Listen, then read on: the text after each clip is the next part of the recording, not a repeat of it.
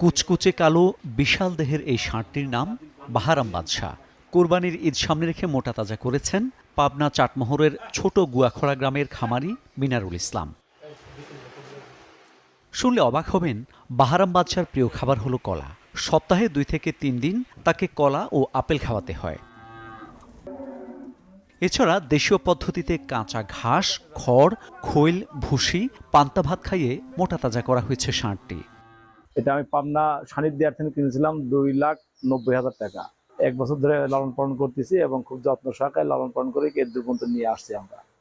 আমি খাওয়াইছি সাধারণত হলো খ্যারটা বেশি খাওয়াইছি, খড়, কাঁচা ঘাস, ভুসি, ভুট্টা, খুদের ভাত, এইগুলোই খাওয়ায় মোটামুটি হলো মানুষ আমার এখানে। 2019 সালে টাইগার নামে বিশাল এক ষাঁড় মোটা তাজা করে ভাইরাল হয়েছিলেন মিনারুল।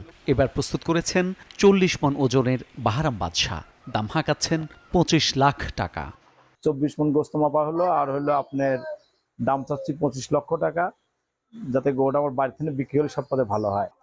বাহারাম বাদশার চলাচলও যেন বাদশার মতো। 2-4 জন মিলে সামলানো সহজ কাজ নয়। একবার বাইরে বের হওয়ার পর যেন তার আনন্দ আর ধরে না। লাফিয়ে লাফিয়ে জানান দেয় তার খুশির বারতা।